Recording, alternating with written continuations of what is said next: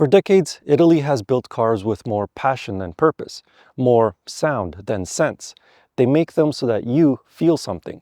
So can the standard Alfa Romeo Stelvio give you that special feeling even though it doesn't have the performance 4-leaf clover badge on the side? Let's go for a drive and find out.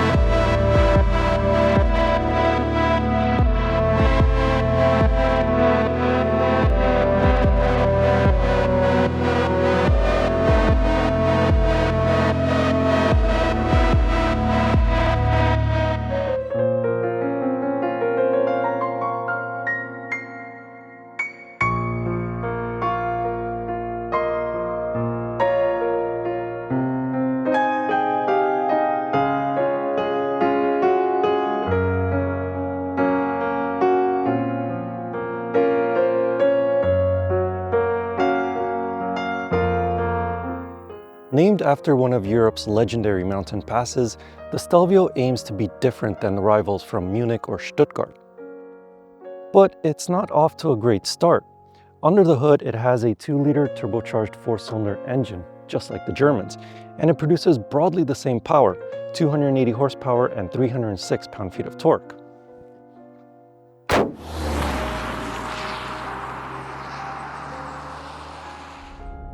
Zero to 100 kilometers an hour takes about 5.5 seconds, which is a bit quicker than its most direct rivals. But it's not what you'd call an exciting engine, especially not one you'd expect in an Italian car. For example, the red line is at 5,500 RPMs, and at idle, it almost sounds like a diesel.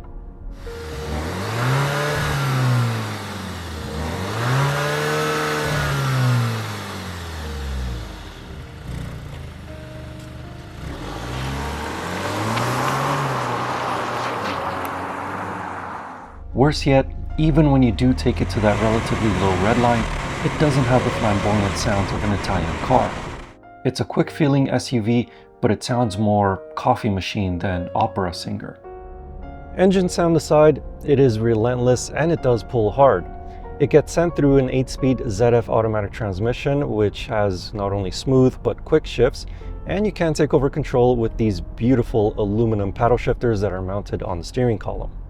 Power is delivered to all 4 wheels via Alfa's Q4 all-wheel drive system. It's capable of shifting torque between the front and rear in milliseconds. Coupled with the chassis tuning, and the Alfa Romeo Stelvio is like a ballerina around corners. The steering is incredibly fast and precise. Every little input that you give into the steering wheel, the front wheels immediately react. However, for some, this may be a bit too fast, because if you're not gentle with your inputs, then at higher speeds, the car can feel a bit jittery and unsettled. But it's not all about performance. The Stelvio offers decent thrift for its punch. It's rated for 10.8 liters per 100 kilometers in a city and 8.3 liters per 100 kilometers on a highway. Furthermore, you can actually reach those fuel economy numbers, just so long as you don't drive it like a typical Italian. Ride comfort is surprisingly good for such a sporty-focused SUV. You get the crisp control of a driver's car, but without the back-breaking ride that will shake your fillings out. The adaptive dampers do a great job of filtering out the potholes, but without reducing the feedback that you want from the road. And if you're still unconvinced, those seats really help. Deeply sculpted and padded in full-grain leather. They cradle rather than squeeze, perfect for long hauls and spontaneous cornering marathons. The interior is a sight to behold as well. There's a 12.3-inch driver display and an 8.8-inch infotainment touchscreen, but the Stelvio keeps physical controls for the climate and the drive modes. The driving position is fantastic. The steering wheel is contoured to your hand so that you have a good grip on it when you're driving around corners. And have a look at this. It has the start button right on the steering wheel, just like a true Italian sports car. In the back, it doesn't have as much legroom as the German rivals, especially for taller individuals like me. Plus, these seats are quite flat, so around corners, you could be sliding on them like a dog on hardwood flooring. The trunk is on the small side too, just 524 liters of space behind the rear seats. Fold them down, however, and that number increases to 1,600 liters. There is a little bit of space for small items underneath the trunk floor, but you will not find a spare wheel. Beyond the aesthetics, this Intensa trim of the Stelvio is equipped much like the Germans. It has heated everything, a 14-speaker audio system, a panoramic sunroof, dual-zone automatic climate control, a wireless phone charging pad, memory seats, and a hands-free liftgate to name a few. The infotainment system supports wireless Apple CarPlay and wireless Android Auto, and it is a little bit faster than previous iterations. There is just a hint of lag every time that you scroll between the different widgets on the home screen, but as I said, it is better than the previous iteration. Additionally, if you don't want to use the touchscreen and keep it clean, there is a rotary knob to control this infotainment system on the center console. The Alfa Romeo Stelvio starts at a smidge over $66,000 Canadian, that is with destination.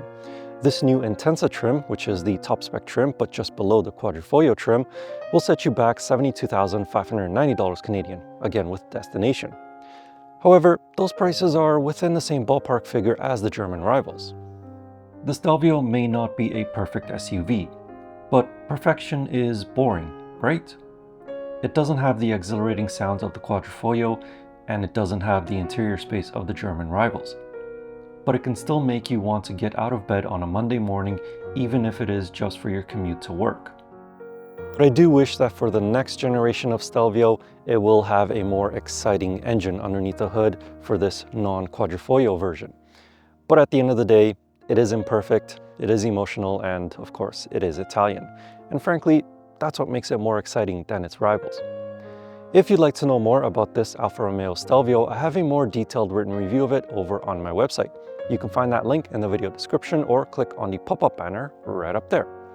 And as always, I will see you in the next car, truck, or most likely another SUV. Anyway, thank you for watching. I hope you enjoyed the video. I'll see you in the next one.